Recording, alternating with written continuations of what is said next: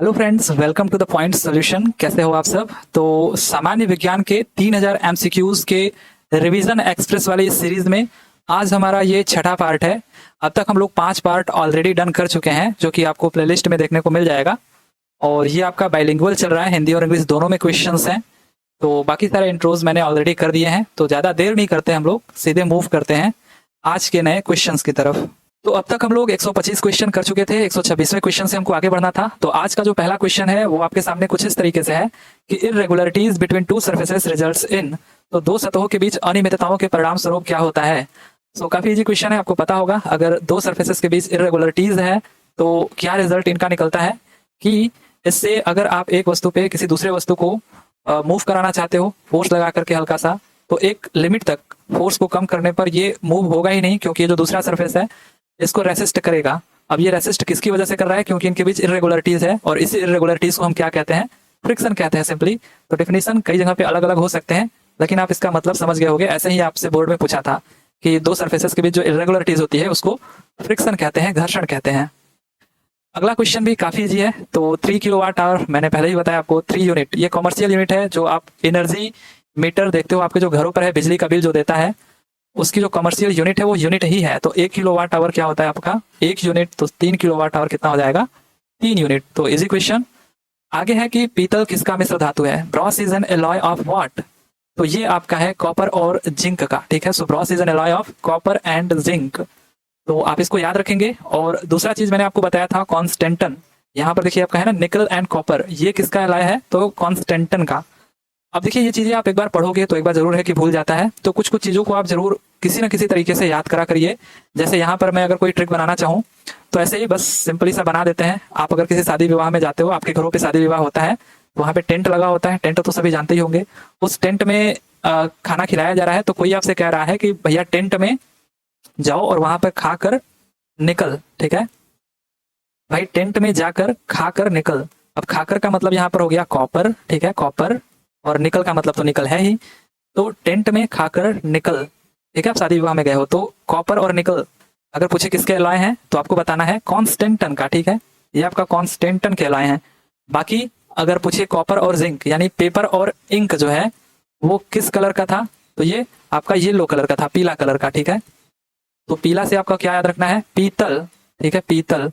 तो जो आपको एग्जाम में पेपर था और जो आपका इंक था यानी कॉपर, पेपर से कॉपर और इंक से जिंक, ये आपका कैसा था? पीला कलर का, तो पीतल।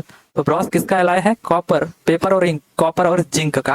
तो इस तरीके से आप याद रख सकते हो। ये फालतू का मुझे पता है ट्रिक है, लेकिन आपको जैसे ठीक लगे आप वैसे याद रख सकते हो। आगे है कि what is the SI unit of power. मतलब इतना इजी क्वेश्चन तो नहीं, मतलब ये है, पूछा गया था, ठीक है, प्रीवियस ईयर में पूछा गया था। तो ये सबको पता है, वॉट होता है, ठीक है, वॉट। और वहीं पर ये एनर्जी का हो जाएगा यूनिट, ठीक है, एनर्जी या फिर वर्क कह लीजिए। दोनों का जो एसआई यूनिट होता है वो जूल होता है। इसी को हम लोग लिखते हैं वॉट सेकंड, ठीक है, यानी कि पावर इनटू टाइम। यही तो एनर्जी होता है ना, एनर्जी पावर का वाट, टाइम का सेकंड। और यूनिट कॉमर्शियल यूनिट है एनर्जी का, और न्यूटन तो सबको पता है। अगला क्वेश्चन अगर हम लोग देखें तो विच of the following is an uncharged particle. तो ये कौन नहीं बता पाएगा? इलेक्ट्रॉन पे चार्ज होता है, प्रोटॉन पे चार्ज होता है। कितना होता है? 1.6 into 10 to the power minus 19 coulomb होता है। इस पे भी same 1.6 into 10 to the power minus 19 coulomb. Neutron पर कोई चार्ज नहीं होता है। इन पे जो चार्ज होता है वो नेगेटिव होता है, इलेक्ट्रॉन पर इस पे पॉजिटिव होता है। अल्फा पार्टिकल पे अगर हम बात करें तो इसमें देखिए 2 प्रोटॉन और 2 न्यूट्रॉन होते हैं, और ये कुछ इस तरीके से आपका 2 प्लस इस पे आयन होते हैं। तो ये भी आपका चार्ज पार्टिकल है, बट जो न्यूट्रॉन है वो सिंपली अनावेशित कण है, अनचार्ज है। सी हमारा करेक्ट आंसर हो जाएगा। आगे है कि what is the atomic number of uranium. Uranium का एटॉमिक नंबर क्या है? तो ये देखिए जितने भी एटॉमिक नंबर है, मैंने आपको पिछले लेक्चर्स में बताया था कि कुछ चीजों का आप जरूर याद रखिए। पहली बात तो 4 पीरियड तक हो सके तो आप इसको ध्यान में रखिए। अगर नहीं रख पाते हैं तो कोई बात नहीं है, हल्का फुल्का आप इसको देख लीजिए 4 पीरियड तक एटॉमिक नंबर वाइज। बाकी इसके बाद जो इंपॉर्टेंट है वो मैं यहाँ पर आपको बता देता हूँ। वैसे फिलहाल में जो यूरेनियम है इसका अगर हम बात करें तो 92 होता है यूरेनियम का। ये देखिए लैंथेनम सीरीज है और एक्टिनियम सीरीज, ठीक है। इसमें ये जो एक्टिनियम होता है 89 होता है इसका, और लैंथेनम 57। ये दोनों इंपॉर्टेंट है, आपको याद रखना है। अब इसके बाद ये आपका हो गया 89 के बाद 90, 91, एंड यहाँ पर यूरेनियम है 92, ठीक है। तो यूरेनियम का आपका 92 यहाँ पर करेक्ट आंसर है।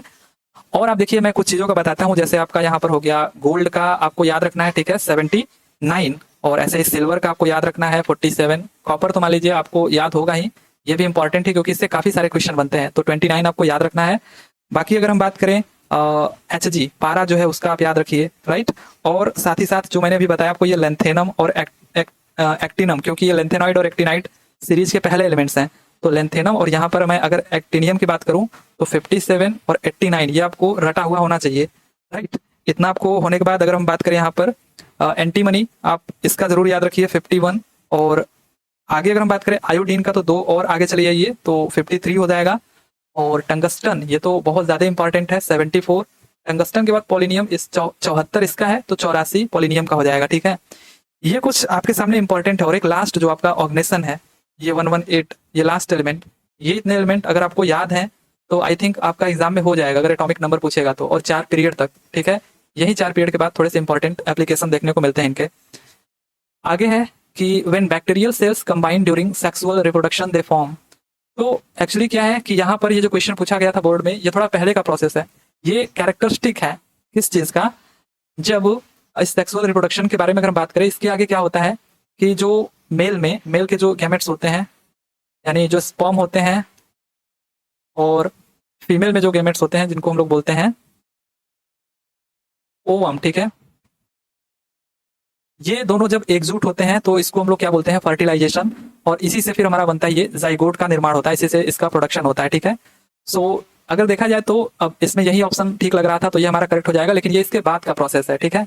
सो जाइगोट यहाँ पर हमारा करेक्ट आंसर हो जाएगा कि when bacterial cell combines during sexual reproduction they form zygote.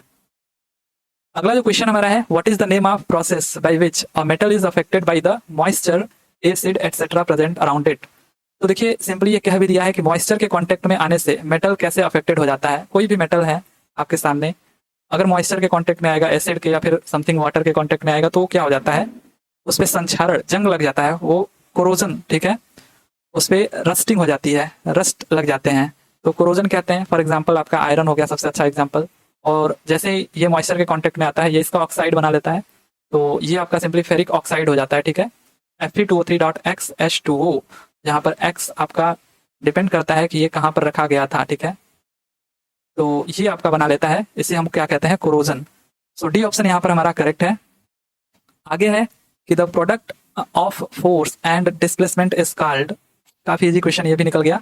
तो ये क्या होता है हमारा, work is equals to force into displacement, right. So force into displacement हमारा सिंपली क्या है, वर्क।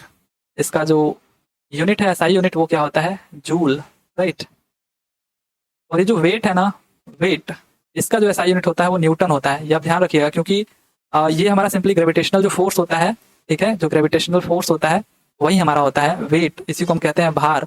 हालांकि कहीं कहीं पर केजी में दिया होता है, लेकिन वो मास होता है, जो द्रव्यमान होता है, ठीक है, मास। तो इस चीज को मैंने पहले ही बताया, अभी भी बता रहा हूँ। मास का मतलब केजी में और वेट का मतलब न्यूटन में, कितना भार है उसका, कितना न्यूटन भार है, ठीक है। कोई ऑब्जेक्ट है उस पर अगर ऐसे वेट ये नीचे की तरफ लग रहा है तो इसको हम लोग बोलते हैं mg, यानी ग्रेविटेशनल फोर्स या फिर वेट। आगे है कि which of the following metals are exist in liquid state at orbital temperature. तो इनमें से कौन सा ऐसा धातु है जो कक्षीय तापमान पर द्रव अवस्था में पाया जाता है। तो ये भी सभी लोग टिक कर दिए होंगे, मरकरी, ठीक है। अगर मेटल्स की बात करें तो मरकरी आपको लगाना है। और वहीं पर अगर हम बात करें, ये भी आप याद रखिएगा, 80 इसका एटॉमिक नंबर होता है। और दूसरा अगर हम बात करें यहाँ पर नॉन मेटल्स की बात करें, ठीक है, नॉन मेटल्स की, कि नॉन मेटल्स में एकमात्र ऐसा एलिमेंट जो लिक्विड स्टेट में पाया जाता है तो आपका ये ब्रोमीन होता है, ठीक है, ब्रोमीन, ये नॉन मेटल्स के केस में। अदरवाइज मेटल्स के केस में तो आपको पता ही है, मरकरी, पारा, Hg, 80 एटॉमिक नंबर, राइट। आगे है कि who coined the word molecule. अब अणु शब्द किसने प्रतिपादित किया था। तो ये दिया था डेमोक्रेटस ने, ठीक है। बी ऑप्शन हमारा क्या है, करेक्ट है, डेमोक्रेटस ने। ये तो आपको पता ही होगा, ईट पर नाच, यानी ई फॉर इलेक्ट्रॉन, ठीक है। और इसका खोज किसने किया था, तो टी फॉर थॉमसन, ठीक है, टी फॉर थॉमसन ने किया था। और पी फॉर प्रोटॉन, ठीक है, पी फॉर क्या है आपका, प्रोटॉन। और प्रोटॉन का खोज पर र है ये, ठीक है, ईट पर, र फॉर रदरफोर्ड। तो ये आपको पता होगा आई थिंक, अगर नहीं पता होगा तो आप देख लो। रदरफोर्ड ने खोज किया था प्रोटॉन का। और न फॉर न्यूट्रॉन, ठीक है। तो ये जो आपका न्यूट्रॉन है इसका खोज किसने किया था, जेम्स चैडविक ने, सी फॉर चैडविक, ठीक है, चैडविक ने किया था। तो ये आपका इलेक्ट्रॉन, प्रोटॉन और न्यूट्रॉन, यानी थॉमसन, रदरफोर्ड और जेम्स चैडविक ने इनका खोज किया था, ये भी आप ध्यान में रखना। बाकी यहाँ पे डेमोक्रेटस ने अणु शब्द को प्रतिपादित किया था। अब आगे है कि calculate the momentum of a gun of mass 400 kg when the velocity of reaction is 0.25 metre per second. तो मोमेंटम हमको बताना है, यानी संवेग बताना है जब हमको बंदूक का जो मास है, द्रव्यमान है, वो गिवन है 400 kg, ठीक है, और इवन इसका जो वेलोसिटी है वो गिवन है 0.25 मीटर पर सेकेंड, जो झटका खाती है पीछे की तरफ बंदूक, वो वेलोसिटी गिवन है। तो मोमेंटम पूछ रहा है क्या होगा। मोमेंटम आपको पता है P is equals to mv, simply हमको यहाँ पर लगा देना है 400 और 0.25, हालांकि ये सब 100 ही है, तो आपको पता है 400 गुणे 25 करोगे तो अब 100 आना है। रह गई बात इसकी जो SI यूनिट है वो लिखने की, तो ये केजी में होता है मास, और ये मीटर पर सेकेंड है ही, तो मीटर पर सेकेंड, यानी S पर -1 होगा, तो बी ऑप्शन हमारा करेक्ट हो जाएगा, 100 kg मीटर पर सेकेंड। यहाँ पर जो बोर्ड ने आपसे पूछा था उसमें ये ऑप्शन दिया ही नहीं गया था, जो कि सबको इस पे मार्क्स मिले थे, तो यहाँ पर मैंने जानबूझकर बस -1 बनाया है, इसलिए बी ऑप्शन यहाँ पर आपका करेक्ट है। आगे है कि which of the following could not find a definite place in Mendeleev's periodic table, तो कौन सा इनमें से तत्व है जो आवर्त सारणी में एक निश्चित स्थान नहीं पा सका मेंडलीव की। तो सबको पता है ये भी, हाइड्रोजन एक ऐसा तत्व है, जब हम लोग केमिस्ट्री पढ़ना शुरू करते हैं तभी ये बताया जाता है कि हाइड्रोजन को पीरियोडिक टेबल का आवारा तत्व कहा जाता है। अब ऐसा क्यों कहा जाता है, क्योंकि जो हाइड्रोजन है वो आपका जो पहला ग्रुप है, जो पहली ग्रुप की फैमिली है उसकी प्रॉपर्टी रखता है, और जो 17वें ग्रुप की फैमिली है उसकी भी प्रॉपर्टी रखता है, क्योंकि इसके आउटर मोस्ट में एक इलेक्ट्रॉन है, तो इनके भी आउटर मोस्ट में एक इलेक्ट्रॉन, इनके भी यहाँ पर एक इलेक्ट्रॉन, मतलब यहाँ पर आउटर मोस्ट में एक इलेक्ट्रॉन नहीं बल्कि आउटर मोस्ट में एक इलेक्ट्रॉन अगर दो तो ये पूरा हो जाएगा। ऐसी ही प्रॉपर्टी हाइड्रोजन भी रख रहा है, और साथ ही साथ 14वें ग्रुप से भी का जो कार्बन है इसकी तरफ भी ये प्रॉपर्टी रखता है। तो अब सोचिए इसकी इतनी फैमिली मेंबर है और इन्हीं के साथ ये रिएक्शन कर लेता है। अब कोई अपनी फैमिली के साथ अगर रिएक्शन कर ले तो उसको आवारा ही नहीं बोलोगे तो और क्या बोलोगे। सो इस वजह से हाइड्रोजन सिंपली हमारा, इसको कहीं भी प्लेस नहीं मिल पाया, सी हमारा करेक्ट आंसर हो जाएगा। आगे है कि which of the following is a simple permanent tissue, इनमें से कौन सा सिंपल परमानेंट टिश्यू है। तो अब तक ये हमें लग रहा है 2-3 बार क्वेश्चन आ चुका होगा, सिंपल परमानेंट टिश्यू और कॉम्प्लेक्स परमानेंट टिश्यू। तो कोलेनकाइमा हो गया आपका, और पेरेनकाइमा हो गया, ठीक है, पेरेनकाइमा, और आपका हो गया कोलेनकाइमा, पेरेनकाइमा, और एक स्क्लेरेनकाइमा, ठीक है, स्क्लेरेनकाइमा। ये जो आपके टिश्यूज हैं ये सिंपल परमानेंट टिश्यू है, यानी कि सरल अस्थायी ऊतक हैं, जबकि जो जाइलम है और फ्लोएम ये दोनों क्या है आपके कॉम्प्लेक्स परमानेंट टिश्यूज हैं। तो यहाँ पर आपका कौन सा इसमें सरल अस्थायी ऊतक है, कोलेनकाइमा यहाँ पर करेक्ट हो जाएगा। बोर्ड ने ये भी क्वेश्चन आपसे गलत पूछा था, यहाँ पर उसने पूछा था कौन सा सरल अस्थायी ऊतक नहीं है, तो ये तीनों के तीनों ही नहीं थे, इस वजह से ये क्वेश्चन भी इग्नोर कर दिया गया था, सबके लिए ये मार्क्स टू ऑल कर दिया गया था, सबको इस पे नंबर मिला था। इस वजह से मैंने इसको नहीं को हटा करके केवल लिखा है स्थायी ऊतक है, तब आपका ये कोलेनकाइमा हो जाएगा कि कोलेनकाइमा एक सिंपल परमानेंट टिश्यू है। बाकी भी आप नाम याद रखेंगे, पेरेनकाइमा और स्क्लेरेनकाइमा, ये 3 ऐसे परमानेंट टिश्यू हैं जो सिंपल हैं, सिंपल परमानेंट टिश्यू हैं। आगे है कि 10 kg object is moving at a speed of 5 metre per second, the kinetic energy of the object will be. तो अब देखिए यहाँ पर काइनेटिक एनर्जी पूछा है, तो सबको पता है ये भी 1/2 mv² जो हमारा काइनेटिक एनर्जी हो जाएगा, 1/2 मास केजी में होता है, 10 kg गिवन है, v हमको गिवन है 5 मीटर पर सेकेंड स्पीड जो है आपका, ठीक है, तो ये आपका हो गया 5 × 25 = 125 जूल, ये हमारा करेक्ट आंसर हो जाएगा। तो अगर ऐसे क्वेश्चन हो सिंपल तब तो कौन नहीं कर लेगा, लेकिन इसमें कुछ टफ ही क्वेश्चन थे, हो सकता है इस पार्ट में जो क्वेश्चन है वो इजी आ गए होंगे। आगे हमारा क्वेश्चन है कि an object is placed in front of a concave mirror, it's focal point, at its focal point the image formed will be. अब देखिए एक वस्तु को अगर यहाँ पर हम बात करें, कॉन्केव मिरर है, इस कॉन्केव मिरर के सामने, कॉन्केव मिरर मतलब इसका जो उभरा हुआ पार्ट है वो पेंटेड होता है। अब यहाँ पर ये हो गया, हम मान लेते हैं फोकस, ठीक, ये पोल हो गया, तो पोल से जो फोकस की दूरी है, ठीक, इतनी ही दूरी बाद आपका क्या आएगा, रेडियस ऑफ कर्वेचर आएगा। तो अब जो ऑब्जेक्ट रखा गया वो बताया जा रहा है कि वो फोकस बिंदु पर रखा गया, यानी एट इट्स फोकल पॉइंट। अब यहाँ पर अगर आप ऑब्जेक्ट को रखते हो तो इसके 2-3 रूल है, वो आप जरूर याद रखिए, जिससे कि आप किसी का भी बना लोगे, ठीक है। अब ये जो रूल है मैं आपको बताता हूँ, अगर कोई भी इमेज यहाँ पर ऐसे छोड़िए, अगर कोई भी यहाँ पर ऑब्जेक्ट रखा गया उससे अगर कोई आप रे पास कराते हो और अगर वो पैरेलल आता है और जैसे ही ये कॉन्केव मिरर से रिफ्लेक्ट होता है, तो अगर यहाँ पर फोकस है और यहाँ पर रेडियस ऑफ कर्वेचर है, तो वो पैरेलल जो रे है वो हमेशा फोकस से होकर के जाएगी, आप हमेशा ध्यान दीजिए, ठीक है। तो यहाँ पर अगर हम पैरेलल रे को लेकर के जाएं तो रे रिफ्लेक्ट होकर के कहाँ से जाएगी, फोकस से होकर के जाएगी, चाहे ऑब्जेक्ट कहीं भी रखी हो, पैरेलल अगर आ रही है रे ऑफ लाइट तो वो फोकस से होकर के जाएगी। दूसरा रूल क्या है कि अगर ये फोकस से होकर के जा रही है तो ये पैरेलल हो जाएगी, ठीक, इसका उल्टा है, ठीक है। अगर ये फोकस से होकर के पास कर रही है लाइट, देखिए यहाँ से गई तो फोकस से, और फोकस से गई तो पैरेलल हो गई। हालांकि ये फोकस पर ही रखा है तो इसको हम लोग नहीं बना रहे हैं। आगे क्या रूल है कि अगर ये लाइट रेडियस ऑफ कर्वेचर से होकर के आ रही है, ठीक है, और इस कॉन्केव मिरर पर रिफ्लेक्ट हो रही है, तो अगर ऐसे आ रही है रे तो वापस से उसी रास्ते पर चली जाएगी। अब यहाँ पर रेडियस ऑफ कर्वेचर हमारा यहाँ पर है, तो अभी पीछे तो रे हम भेजेंगे नहीं, तो ठीक इसके यहाँ पर भेजेंगे एक रे ऑफ लाइट, ठीक इसके सीध में, तो ये अगर जो लाइट यहाँ पर जा रही है तो वापस ये उसी सेंटर ऑफ कर्वेचर से रिफ्लेक्ट हो जाएगी, ठीक है। तो यहाँ से होकर के ये पास करेगी और इधर कहीं जाकर के दूर मिलेगी, ठीक है, ऐसे। तो ये जो पैरेलल गई फोकस से होकर के गई, और जो रेडियस ऑफ कर्वेचर पर जाती है वो उसी से रिफ्लेक्ट हो जाती है। एक और रूल है कि अगर हम ये रे ऑफ लाइट को इस पोल से पास करें तो ठीक उतने ही एंगल से ये रिफ्लेक्ट हो जाती है, ठीक है। एक ये भी है, और जहां पर ये सारी चीजें एक जगह मिलेंगी, हालांकि ये सब एक ही जगह पे मिलेंगी, वहीं पर इमेज बन जाता है। तो अब आप बता पाओगे कि इमेज कैसा बनेगा, इन्वर्टेड होगा, उल्टा होगा या सीधा होगा, वस्तु से छोटा होगा या बड़ा होगा, सब कुछ आप बता सकते हो। तो फिलहाल में यहाँ पर ये जो इमेज बन रहा है वो इन्फिनिटी पर बन रहा है, ठीक है। इन्फिनिटी पर अब बनेगा तो आपको पता ही है कि बहुत ज्यादा बड़ा बन जाएगा। तो हमसे केवल इतना पूछा है कि रियल बनेगा कि वर्चुअल बनेगा कि क्या बनेगा। तो जितनी भी इमेज इस कॉन्केव मिरर के इस साइड में बन रही है, ठीक है, यानी लेफ्ट साइड में, वो रियल होंगी, ठीक है, रियल। और रियल होंगी तो कंफर्म है कि इन्वर्टेड होंगी ही होंगी, ठीक है। ये हमेशा आप गांठ बांध लीजिए। तो रियल इन्वर्टेड जहां पर दिखे वो आपका सही हो सकता है, या फिर अगर ये वर्चुअल हुई तो ये इमेज राइट साइड में बनेगा और ये इरेक्ट होगा हमेशा। तो वर्चुअल इरेक्ट भी सही हो सकता है, पॉसिबिलिटी है, लेकिन वर्चुअल और इन्वर्टेड कभी नहीं हो सकता, रियल और इरेक्ट कभी नहीं हो सकता, ठीक है। ये मैंने आपको बताया था कि फोकस और पोल के बीच में अगर आप ऑब्जेक्ट को रखते हो तो ये आपका वर्चुअल और इरेक्ट बनेगा, जो डेंटिस्ट यूज करते हैं कॉन्केव मिरर, ठीक है। लेकिन यहाँ पर ये जो इमेज है देखिए आपका उल्टा बन रहा है और रियल बन रहा है, तो रियल और इन्वर्टेड हमारा करेक्ट हो जाएगा। और अगर दिया होता मैग्नीफाइड तो बहुत ज्यादा बड़ा भी बनता, मैग्नीफाइड भी आप यहाँ पर ऐसे लिख सकते थे, ठीक है। और कहाँ पर बन रहा है तो इन्फिनिटी पे बन रहा है, ठीक है, अनंत पे। सी हमारा करेक्ट हो जाएगा आंसर। आगे है कि 1 kg की वस्तु 30 मीटर की ऊंचाई से भूमि पर गिराई जाती है तो गुरुत्व बल द्वारा किया गया कार्य। अगेन वर्क निकालना है, तो काफी इजी क्वेश्चन है।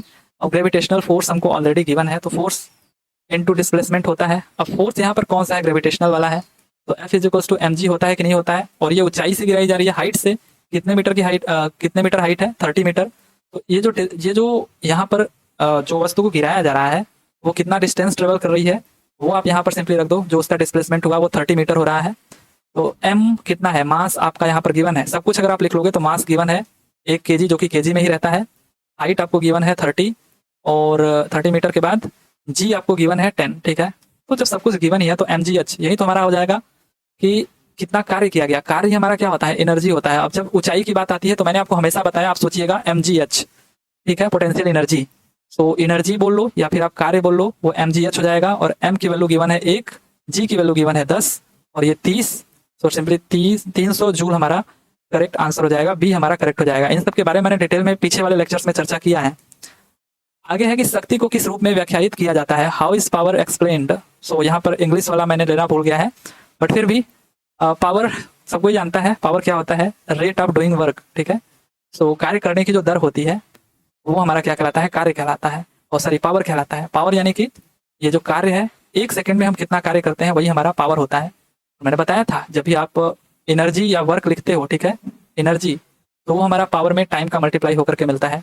तो पावर हमारा क्या हो जाएगा, वर्क, या फिर इसको ऐसे बराबर कर लो, वर्क या फिर एनर्जी अपॉन टाइम, ठीक है। ये हमारा क्या होता है, पावर, यानी कार्य करने की जो दर है वो क्या कहलाती है, पावर कहलाती है। तो या फिर ऊर्जा स्थानांतरण भी कह सकते हो, एनर्जी से भी क्योंकि रिलेट कर सकते हो। सी हमारा यहाँ पर करेक्ट आंसर हो जाएगा। What is the melting point of tungsten. Tungsten का मेल्टिंग पॉइंट कभी कभी पूछा जाता है, तो सिंपली आप इसको याद रखिएगा, 3380 डिग्री सेंटीग्रेड मेल्टिंग पॉइंट है टंगस्टन का, इसका जो गलनांक है।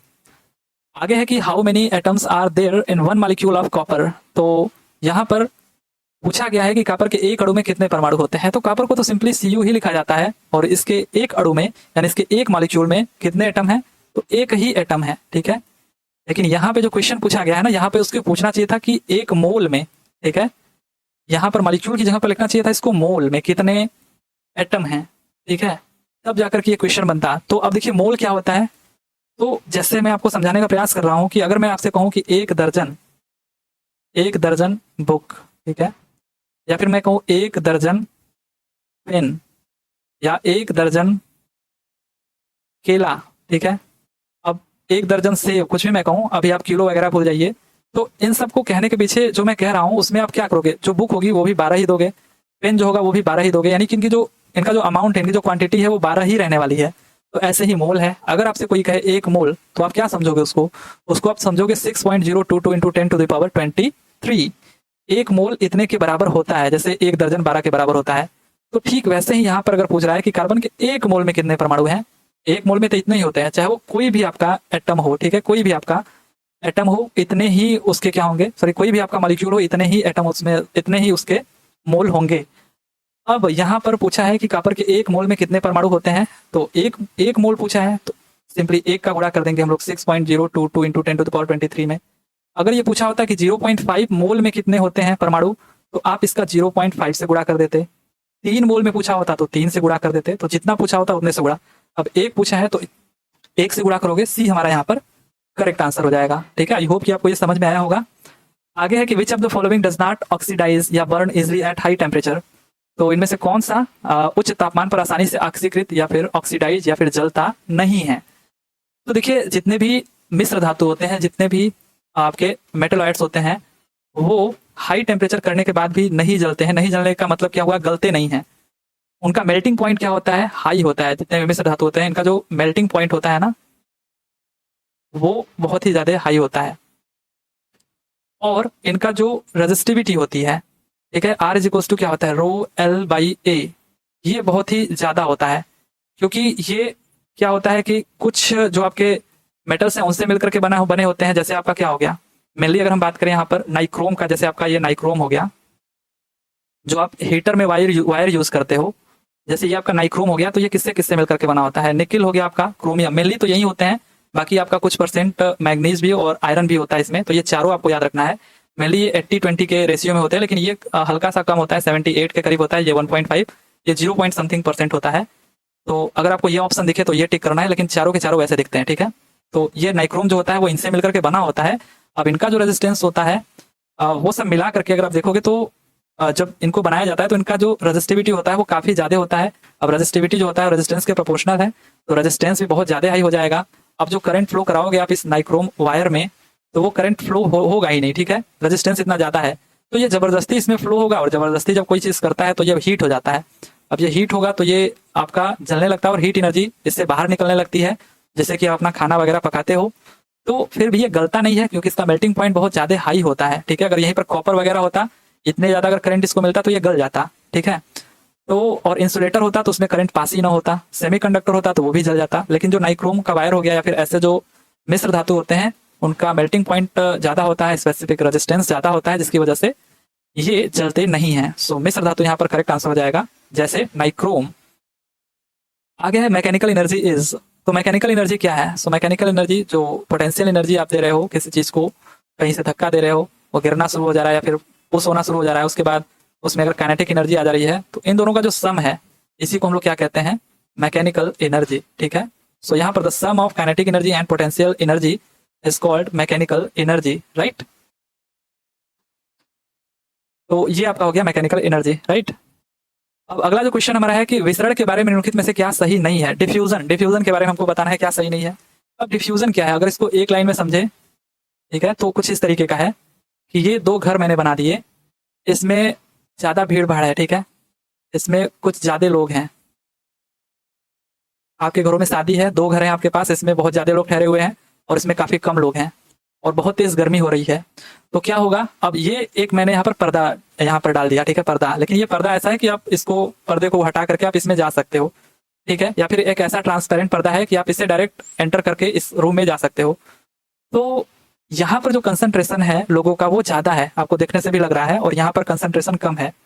तो इन लोगों का हाई कंसंट्रेशन से लो कंसंट्रेशन की तरफ जाना, ठीक है, ताकि यहाँ से ये लोग जाएं तो भीड़ कम हो, दोनों में लगभग बराबर हो जाए, तो राहत की सांस आए। तो ये जो प्रोसेस है डिफ्यूज होने का लोगों का इस रूम से इस रूम में, हाई कंसंट्रेशन से लो कंसंट्रेशन वाले रूम में, यही हमारा क्या कहलाता है, डिफ्यूजन कहलाता है। तो इसी से रिलेटेड हमको बताने में से क्या सही है। तो देखिए, जो डिफ्यूजन है इसमें जो पार्टिकल्स होते हैं move from higher concentration to lower concentration, high से लो की तरफ जाएंगे, ये सही है। और the rate of diffusion of gases is higher than that of solid and liquids. तो अगर ये गैस है, अभी तो मैंने लोगों का एग्जांपल दिया, अगर ये गैस है तो गैस ज्यादा तेजी से इधर उधर मूव करते हैं, तो ये आसानी से इसमें चले जाएंगे, ठीक है। ये ट्रांसपेरेंट यहाँ पर एक डिवाइडर है, जिससे गैस इसमें से इसमें चले जाएंगे, तो ये आसानी से चले जाएंगे। जबकि यहीं पर अगर ये सॉलिड होगा और लिक्विड होगा, तो इनके बीच अगर आप कोलिजन कराते भी हो तो ये थोड़ा कम जाएंगे, क्योंकि इनका जो कोलिजन होता है वो इतना ज्यादा नहीं होगा कि ये आपस में टकरा करके इतना जल्दी इधर चले जाएं, ठीक है। तो गैस में इन कंपेरिजन टू सॉलिड और लिक्विड ये डिफ्यूजन जल्दी होता है, ज्यादा रेट में होता है।